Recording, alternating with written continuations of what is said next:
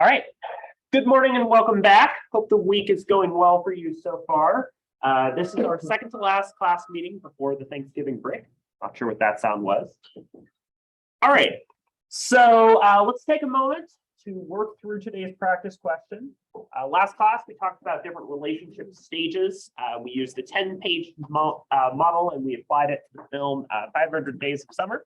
So according to this model, there is the blank stage that's defined as limiting your time with another person, A, circumscribing, B, differentiating, C, avoiding, or D, terminating. So give yourself a couple minutes and then we'll talk about this together. Again, this is a good representation of the types of questions you might see on the final exam.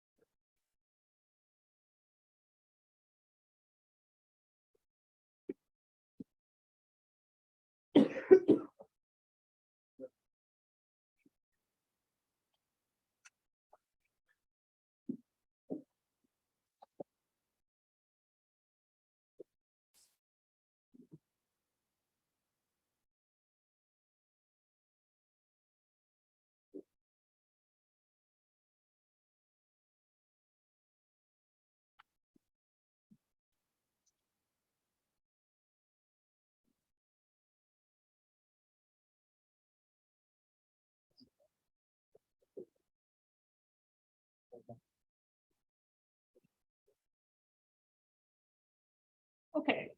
Anybody who would like some more time on this question? Great. How many people believe the answer here is A, circumscribing,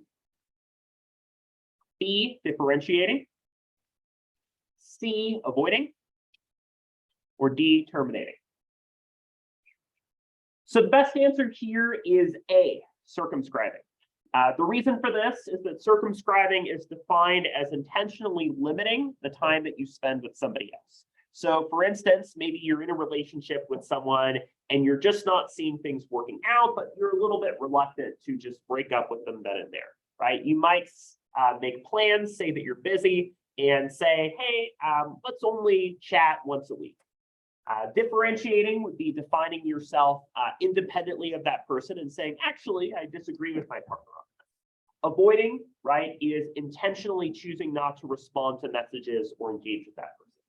While circumscribing is creating limits and boundaries with the person, right? Avoiding is not communicating with that person or perhaps not even setting those boundaries to begin with. And then terminating would be choosing to end the relationship. So I recommend, if you had a little bit of trouble with this question, just refreshing on these 5 different stages of relationship development. Again, they move upwards as relationships initiate and we start to become closer to people. And not all relationships do, but they do start to end in a lot of cases, going through those stages as well. Does anybody have any questions about these stages or this model of relationship development? Again, a useful thing to know, in fact, something that you might incorporate into your recording and reflection essay if you choose to do so. So last class, we started to talk about relationships and communication, some of the characteristics of strong relationships and the ways in which we use self-disclosure and sharing of details with people to manage relationships. Does anybody have any questions about anything we talked about last class or anything about the course in general at this point? Great. We do have a decent bit of ground to cover for today, so if I'm ever going too fast or you would like me to go back and clarify anything, just please flag me down and I'm happy to help. Remember that the recording and the slides are available for you to access after class too. You don't need to get things down word for word. So as a reminder, the recording and reflection essay is due this Sunday. If you are sending me an optional rough draft or outline, please get that to me by this Friday, by the end of the day at the latest, so that I can let you know what grade you should expect to receive and some additional tips here. As a reminder, we are meeting on Friday, but attendance is optional. So I know many of you are traveling for the Thanksgiving break, so you're not going to have that count against you for this class. What Friday's meeting is going to look like for those of you that attend is a either quiet space for you to work, or if you want to actively work with me to answer your questions or just have an accountability buddy, I'll be here to help you out and work with you on that. So again, attendance is optional. You're welcome to come in. The space will be reserved for you to ask me questions and receive support, or look over your shoulder if you have things that you'd like feedback about specifically in real time. So just know that that's there, that we don't have a Canvas prompt. So I went over some of this information, but again, remember that you're going to want the transcript of the conversation, your analysis, and your works cited. Remember that you'll need both in-text and works cited. If you're not directly quoting, you can just give a general reference to the textbook. So for example, Wrench 2020. But if you are quoting, you should be quoting from a specific page number. So just know that that is what I'm looking for there. And please let me know if you have questions or need additional help as you're working through this project. Again, I look forward to seeing the work that you come up with. So today, we're going to be talking about some of the ways that we maintain the relationships in our lives through communication. Communication is essentially the bridge between our relationships, whether it's verbal or nonverbal. We'll be talking about this idea of relational dialectics and the idea that our relationships in many ways are defined by us navigating some contradictions and challenges that shape how our relationships play out. We'll also be looking at the role of self-disclosure, particularly in how relationships can develop in a dating context. Again, we spend our entire lives developing and engaging with relationships, so it's useful for us to unpack communication's role in making that happen. So the first thing that I really want to hit on here are elements of relationship maintenance and maintenance strategy. One way of thinking about this is that if you own a home, right, or your family has owned a home, there's a good chance that at some point in your life you've had to repaint. You've created paint, you've created a foundation, but what happens? You get rain, you get wear and tear, maybe a branch fell and scraped things up, and you have to paint over either in the same color, right, maintaining the relationship and strengthening it, or maybe you're painting in an entirely different color and your relationship has gone in a different direction, right? You can think about painting and repainting, right, and making those kinds of changes and adjustments and bolstering as the way that we keep our relationship strong through relational maintenance. So sometimes we choose avoidance, where we're evading the relationship. And oftentimes this is seen as a negative strategy that can hurt the relationship. But there are contexts in which relationship avoidance is useful. For instance, if you find that you substantially disagree with people on a certain topic or issue, and you know that that issue or topic might be damaging to the relationship, you could choose not to share it. For example, if somebody has a secret, right, they might choose not to disclose that secret to their partner because they see that as potentially damaging the relationship. Not necessarily a great long-term strategy, but in the short term might be used to maintain the relationship. Another strategy that we use here is the idea of balance, right? That oftentimes relationships are defined in reciprocity. If we think back to exchange theory that we talked about on Wednesday, we think about our relationships often as whether or not we feel like it's worth it, right? We oftentimes, especially with friends or romantic relationships, might consider that a relationship is taking a lot out of us. It's really harmful, but we don't feel like we are getting much, or both parties are getting much out of the relationship. We might choose to ghost or spend less time with that person. So balance is a key element here. Not only balance in terms of how much we talk and communicate with that person, but also balance in terms of making our needs met, right? If you talk to somebody and it's always one-sided, like they're venting, they're talking about their day and week, they're talking about their problems, but your concerns are never really brought up, that would be a lack of balance because both parties are not getting their needs met in the same way. Or maybe two members of a relationship have differences in their goals and things that they're looking for. That would be concern related to balance too. And then direct strategies, which would involve reminding people about the objectives of the relationship. This sounds a little bit weird, right? You don't go around saying to people, the objective of our relationship is to fulfill love and belonging, right? That would sound pretty silly. But what we do often utilize is explaining to people the importance of somebody else in their lives, saying, you're a really great friend, I can really count on you, thank you for driving me to class, I really appreciate it, right? Or maybe you're working with somebody else and you say, hey, our goal here is to make sure that we're getting this project in on time, in class, or to study together. Let's try to make that happen and set up a study meeting, right? So oftentimes reminding people what you're looking for in the relationship and hoping to achieve is a big element of our communication. So again, we tend to have relationships that last, that feel mutually beneficial and positive. Relationship is too lopsided if only getting one person's needs met and people feel like they're putting in more work for a relationship, right? That can be a really big detriment to the relationship's longevity. So there are a variety of different behaviors that we can use in order to help our relationships stay strong. And again, we actively do these on a regular basis without even really thinking about it. One of them is the idea of positivity. Our relationships are stronger if we feel good about them and we feel like we're doing better after we're talking to somebody. So for instance, if you're spending time with family and friends over Thanksgiving break and you're catching back up with people, there's a good chance that you have a positive experience of disclosing, sharing, catching up, and feeling more connected. Another thing that we do is the idea of openness. Again, thinking back to social penetration theory and self-disclosure, over time, we tend to share more and more about ourselves to other people. Our ability to be open and honest with each other and show a little bit more about ourselves definitely helps relationships develop because it helps people feel like they're understanding who that other person is and their needs.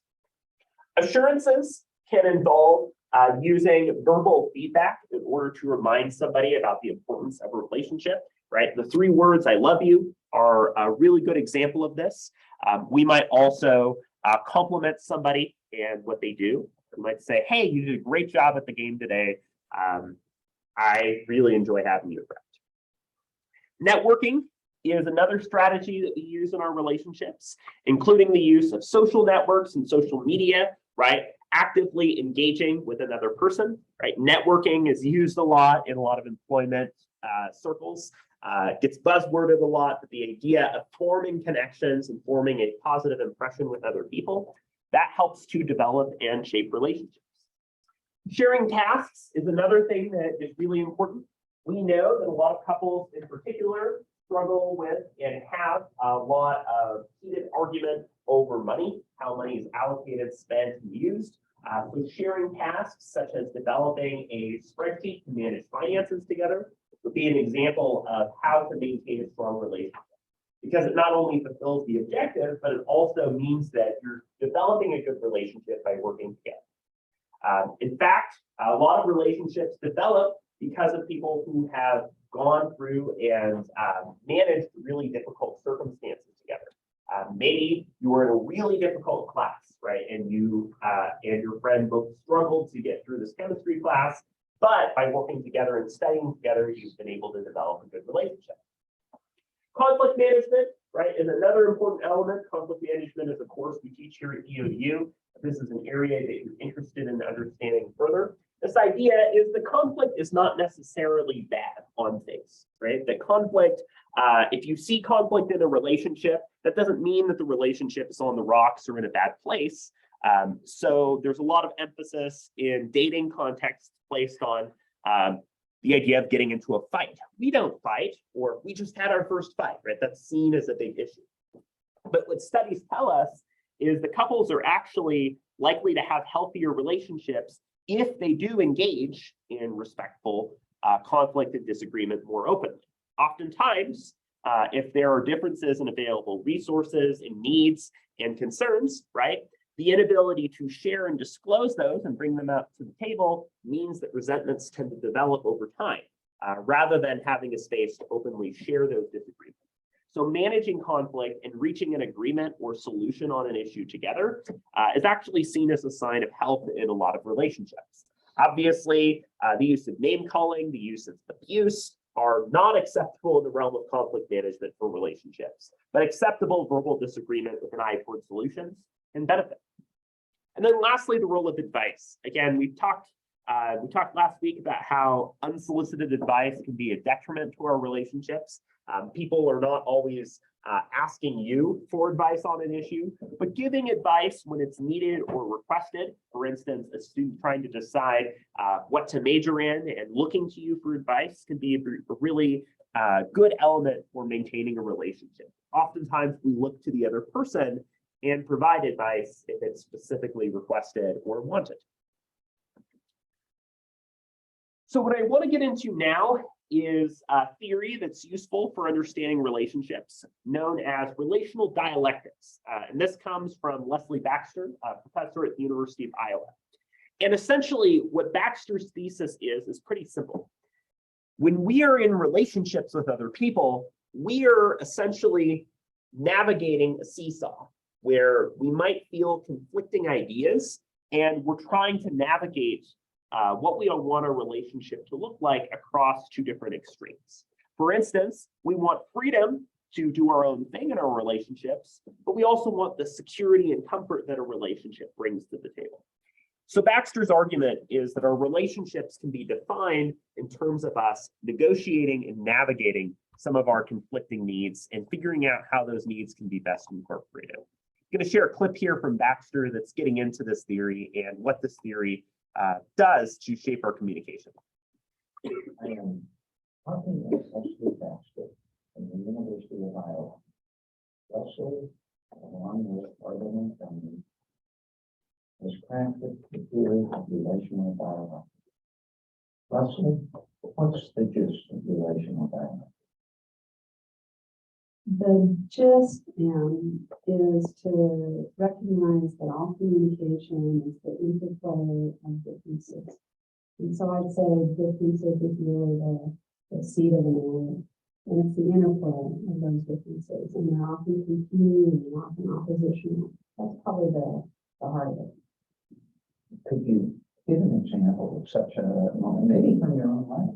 John Draper and I, a few years back, published what to this day is my favorite study, in which we went and interviewed people who've been married for 50 years, who had elected to renew their marriage vows. And what we realized is that that was a ritual, and now I'm going to label that as an aesthetic moment. And when we talk to people about that, it was just a lovely exemplar of the sort of seamlessness of these differences sort of coming together. The differences are there, and the differences enable this sort of sense of wholeness in the ceremony. So in this one moment, they would say what was so nice about the marriage vows when they uttered those words. It was to celebrate the fact that their marriage was the same as it was the day they got married. They loved each other the same. In fact, they even brought the same wedding dress, the same tuxedo. Of course, they had to have it large, but it was the same. And then a few minutes later, they were talking about how the ceremony was an opportunity for them to celebrate that their marriage wasn't the same as it was 50 years ago. They had grown together, that they now the meaning that they attributed to those words and the vow very different from what it meant 50 years ago. And so it was a lovely moment where. So I think this example of renewing marriage vows is a really good one in thinking about relational dialectics, in particular because this example points to this idea that relationships inevitably change, that our needs, our material circumstances, and so on do change, right? And we do have to negotiate that. But on the other end, we do have a lot of things about relationships that have stayed the same and remained stable over time. You still have a lot of feelings of care or love toward a person, but you also recognize that the dynamic is different.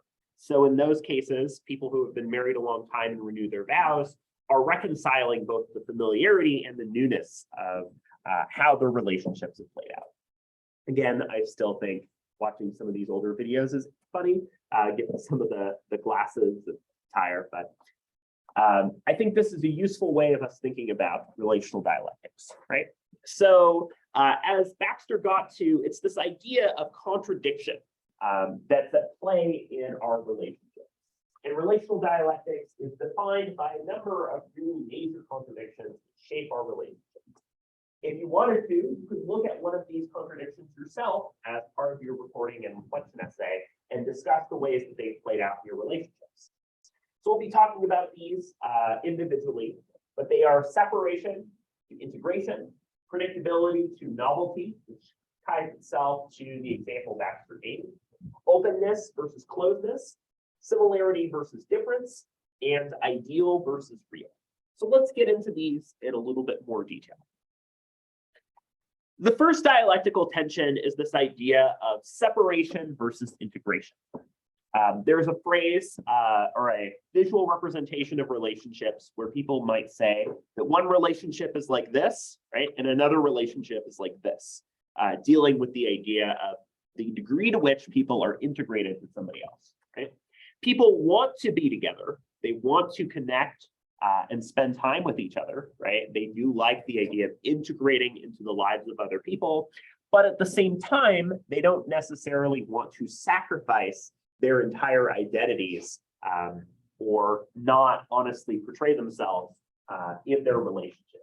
Sometimes, right, people are worried about the ways in which they lose a sense of identity as the relationships play out. I'll give you an example. My dad started dating somebody, and my dad had zero interest in sports, never mentioned them, never talked about them. And as he started dating somebody who was really into horses, who did a variety of different horse shows, my sister and I started to notice that there were all sorts of horse-themed belongings that came up at his house, like a horse clock. There was like a little like stopper in the bookshelf. There were just like a calendar. There were just all sorts of horse-themed things that came up. And we asked him what was going on. He's like, "Oh, I love horses. Horses are great." And my sister and I were just so confused because he never had an interest in horses prior to that relationship, which is an example of integration, right? Of starting to have the interests of other people incorporated into your lives, right? Or maybe you're starting to date somebody and there's the trope of somebody having their own shelf for when they visit that person, right? So that would be an example of integration.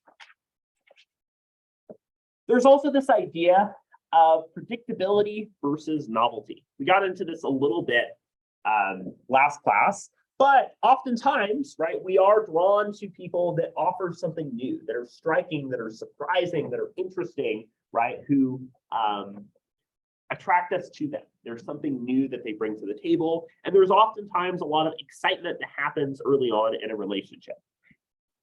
What we know is that people like that, but they also like the security that comes from developed and clear relationships, right? Uncertainty reduction theory says that when our relationships become more predictable, we feel more comfortable because we know what the other person is going to say or do, right? We resolve the strain or danger, we feel good. So we have to negotiate the tension between either feeling bored because something is lacking novelty or something being too unpredictable and lacking a sense of security. For instance, couples might do things like trying something new, like a new activity or hobby together as a way of keeping element of novelty in the relationship. Another idea here is openness versus closeness. Again, this goes back to the onion in social penetration theory. People like the idea of sharing personal details and disclosing parts of their identity to others, but they also like the idea that they're keeping certain elements private, right?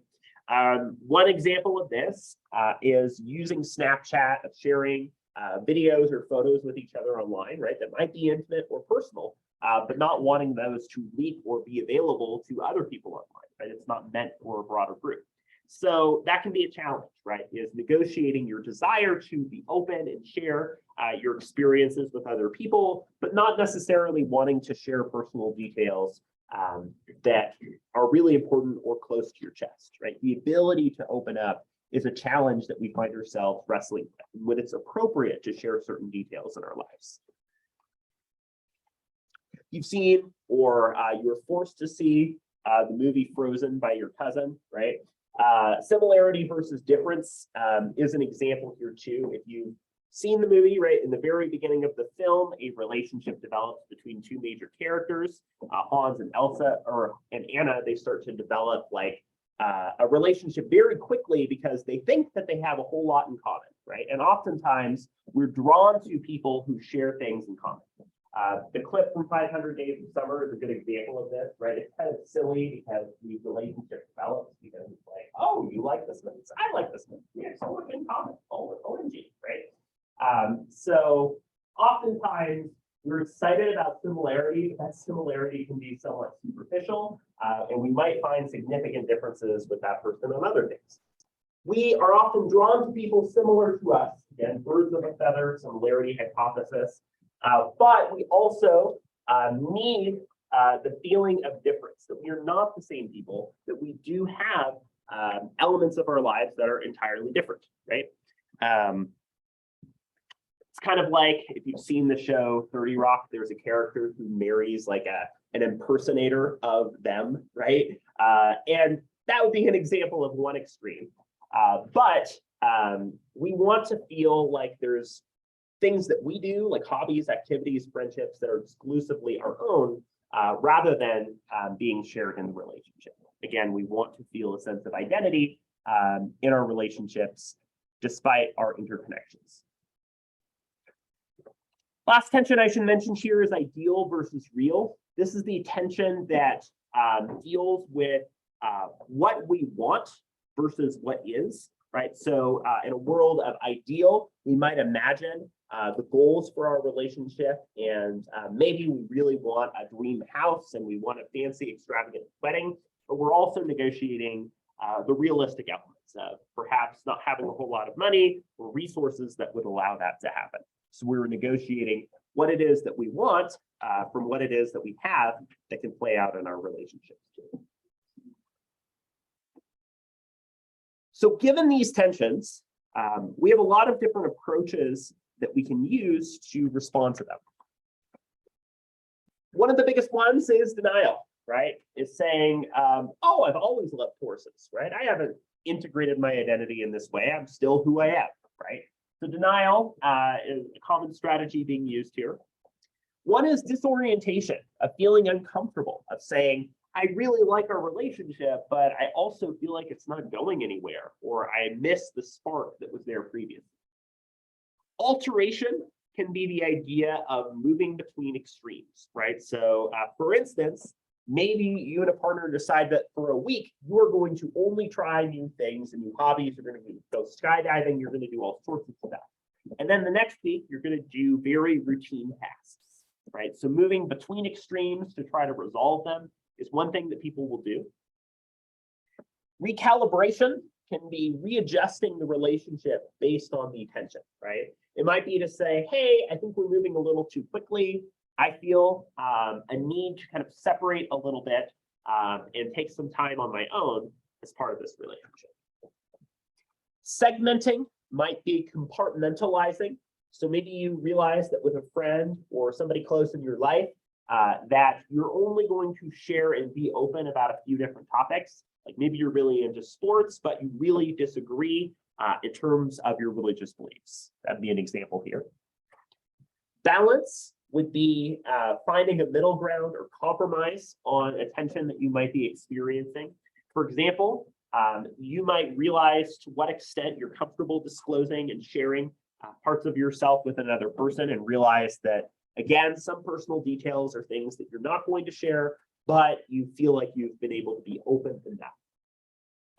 Integration would be considering how both of those elements of the tension could play out at the same time, right? So a relationship could be both predictable or novel. A relationship could be focused on the ideal. Yes, you want this house, but also on the real. We're going to save up a little bit of money each month to help to get there. Or reaffirmation, which is doubling down on the major commitments. Again, the example of renewing wedding vows is a good example here of integration and reaffirming your integration with that person, saying, despite all this time, I really love and care about this person, and I want to publicly display and share the care that I have for them, right? So we use a lot of these strategies to manage the tensions that might play out. What I want you to do is to take some time in a partnership or group of three to pick one of these different strategies of managing dialectical tensions. I'd like you to take about 5 or so minutes to discuss and write how you feel like this strategy might help you to manage these dialectical tensions. I have these strategies listed in your partnership or group of three. Pick one and take some time to chat about how you can use this strategy to deal with these tensions that we've discussed.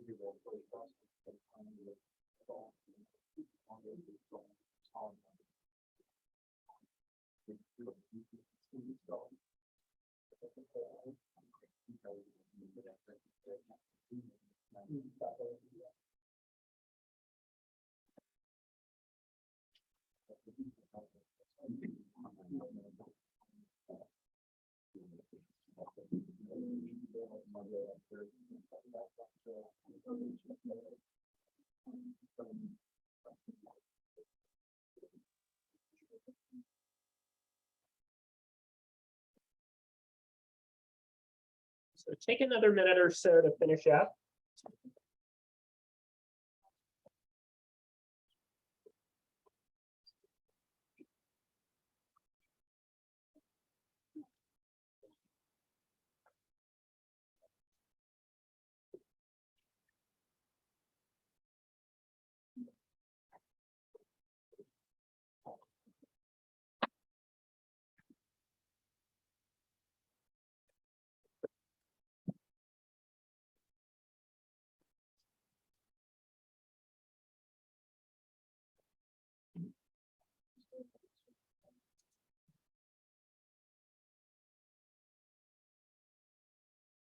So it's hearing some good discussion in groups about some of these tensions. A couple people were mentioning the kind of denial as a stage of addiction concept. And I think this is a useful way of thinking about how a lot of these strategies can work in the short term, but not necessarily long term, right? We can't avoid a feeling or tension forever. And pointing to the needs of things such as conflict management and active communication that can help us in dealing with that experience. Because oftentimes we might feel a sense of guilt. Why am I feeling unhappy in a relationship when everything seems like it should be going well, right? And being able to speak to and understand those tensions is shaping why we feel the way that we do can be really useful here.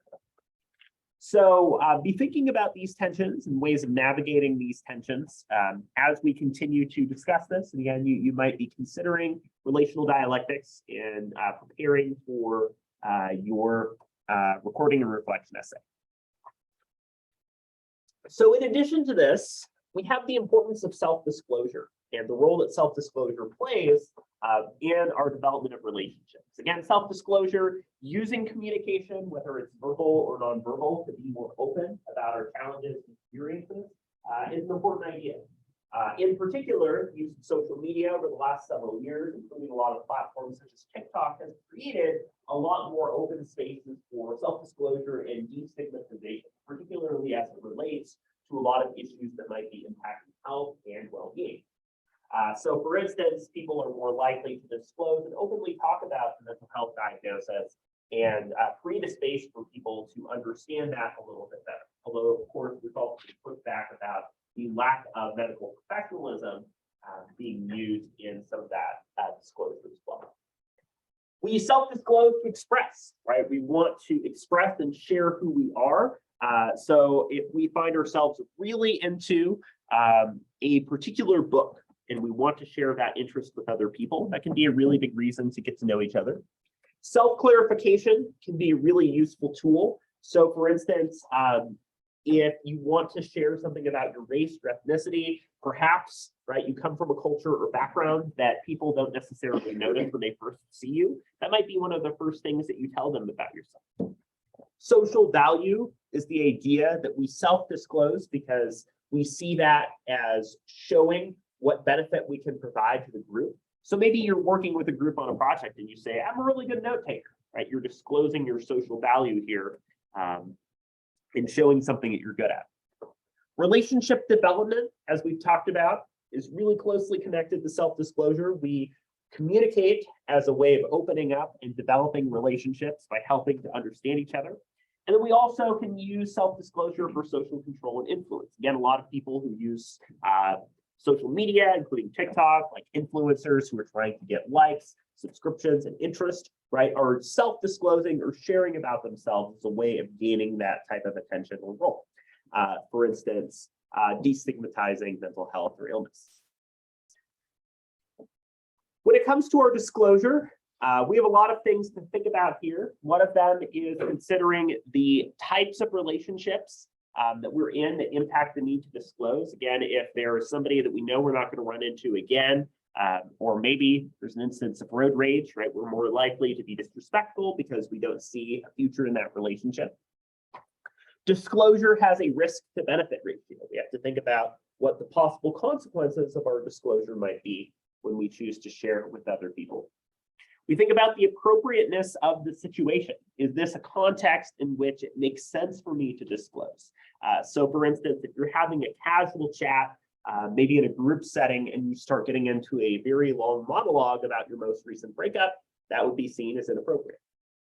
Disclosure is also depending upon reciprocity. In fact, we're more likely to clam up and not share details about our lives if we find that the other person isn't sharing those same details, right? We look to the other person as a sign of what level of disclosure is acceptable. And then we also have to consider factors such as honesty, how honest we are as people, or what level of honesty we want in a relationship. Are we using like a username or pseudonym, or are we sharing our real name? The depth of the relationship, again, getting into some of the layers of social penetration theory. The availability of information, right? What do we know about ourselves, or what do we know about another person? We might spend some time looking up a person online that we're just getting to know. And also the environment or context. Again, if you're in a dorm building, then you might be spending a lot more time with a person, like a roommate, whether you want to or not, and you might just find yourself more openly talking and disclosing your concerns with that person. So we consider a lot of factors when we're choosing to disclose. If you've seen any of the most recent Spider-Man movies with Tom Holland, right, they have a very large emphasis on Peter Parker and Spider-Man's identity remaining invisible and not known to the general public. In fact, the source of a lot of tension and drama, right, are the ramifications or impact of a superhero identity being disclosed. And that points to a lot of tensions in relationships, right? A lot of times characters in these films and shows are having difficulty being honest about their relationships and spending time with somebody else because they have an entire secret identity that they can't really share. So this is where alternatives to self-disclosure can play out. One of them is about being deceptive, right? Intentionally misleading somebody else and choosing to share information that is completely inaccurate. So if Spider-Man is going off and swinging across the buildings, right? He might be saying, oh, sorry, I just went to the bathroom, right? Equivocation is not directly answering something, but instead choosing to deflect and focus on something else. So if somebody asks you, hey, have you completed your end of our group project? And say, oh, hey, I talked to so-and-so last week, right? Using intentional strategies to distract from a particular topic. And then also the role of hinting, right, is oftentimes through nonverbal communication, through tone of voice, we don't directly say something, but we nudge toward or we hint at it, right? So if somebody were to say, you know, not that you would come to my party or anything, and then they wink at you, right? That's generally hinting that they do want you to attend. So we look at these options as well that aren't necessarily great in every context, but might be useful for maintaining a relationship by maintaining some level of secrecy with that person. When we think about this in a dating or romantic context, right, we can think about some of the ways that we use communication as a pretty big part of understanding and getting to know other people. In fact, if you've seen films or shows such as reality TV that get into things such as dating, right, like the entire Bachelor, Bachelorette franchise, that's an example of communication and communication expectations being set, right? Oftentimes early on, you're asking, is this a date? Are we on a date, or is this just a casual getting to know a friend? So the expectations as to whether or not somebody is dating, those are important for us to think about. What are the goals, right? So for instance, is somebody just looking for casual, making new connections, or are they looking for a very serious relationship? Oftentimes, a lot of people in relationships are intentionally vague early on about their goals because they want them to be dynamic to the other person. We can think about the elements, right? What is happening in that context? For instance, a lot of folks who are on the asexual or aromantic spectrum talk about how they might be doing things such as dating that are not necessarily sexual or romantic in nature. Dating categories are also dyadic, right? They often involve the use of a dyad, two people, which is why it's important to interpersonal communication.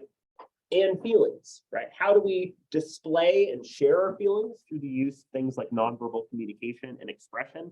What are our feelings about the relationship, and how might those elements of the relationship play out in our interactions with that person?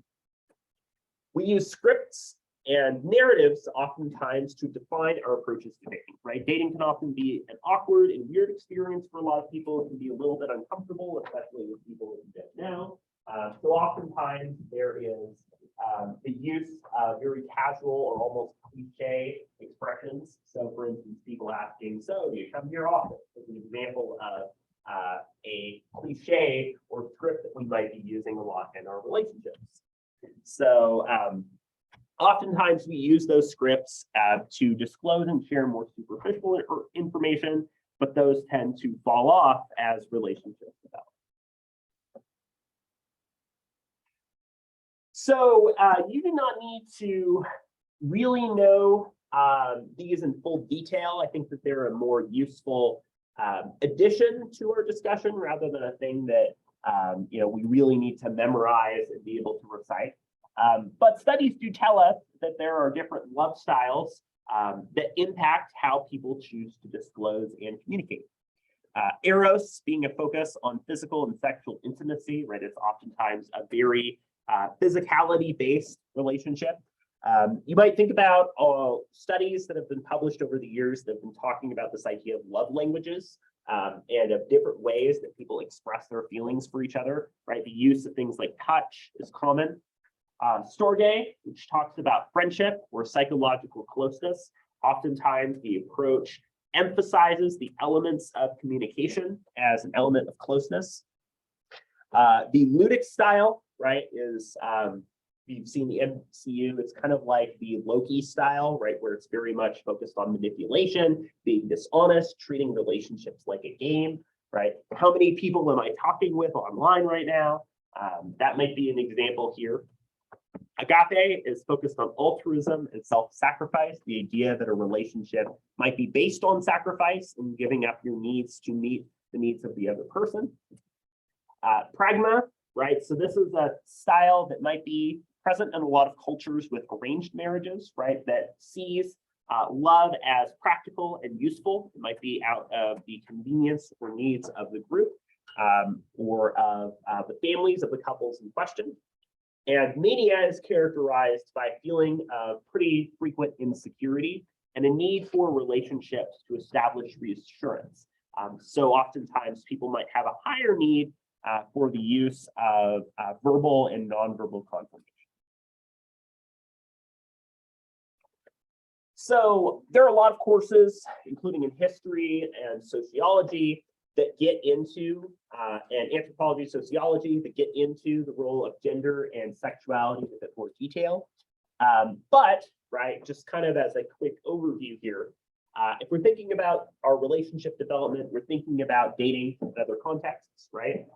Generally speaking, when we're seeing this in the book and we're seeing kind of more general discussion about this, sex is referring to an assignment that's received at birth, while gender is referring to the ways in which behaviors and traits are psychologically felt and expressed.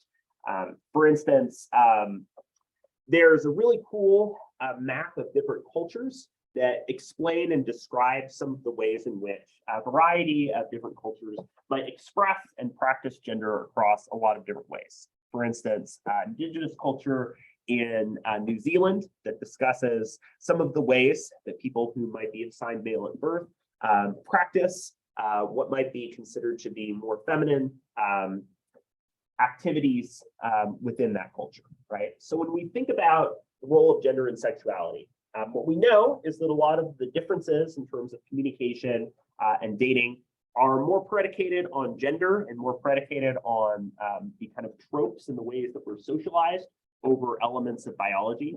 And we also know that what those traits and practices look like do vary a lot across different cultures and experiences. What do we consider to be the appropriate behavior, expression, and practices of individuals? Well, that depends upon the culture or background that somebody is coming from. What we might consider to be masculine, feminine, or anywhere in between or outside of those categories is going to look a little bit differently depending upon the group or context that is coming from here. So to wrap up for today, I know we covered a fair bit of ground, but I think these are important elements in understanding communication in relationships. Talked about dialectical tensions and the role of relational dialectics in shaping our relationships, the role of self-disclosure, and some of the ways in which elements of dating, gender, and sexuality impact how our relationships develop. As a reminder, Friday is an attendance optional workshop. If you're attending on Friday, I look forward to seeing you. If you are not, have a great Thanksgiving break. We will not be meeting during that period of Thanksgiving break. So our next hard class meeting will be Monday, the 28th after the holiday break. Please pass forward or email me your partner/group work. Make sure your names are on it. Have a great rest of your morning. And I will either see you on Friday or wish you safe travels as you're heading out.